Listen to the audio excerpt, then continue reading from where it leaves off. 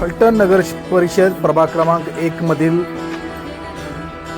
अ चे उमेदवार लक्ष्मी प्रमोद आवळे व ब मधील उमेदवार सुमन रमेश पवार यांच्या प्रचाराची सुरुवात काल सुरू झाली।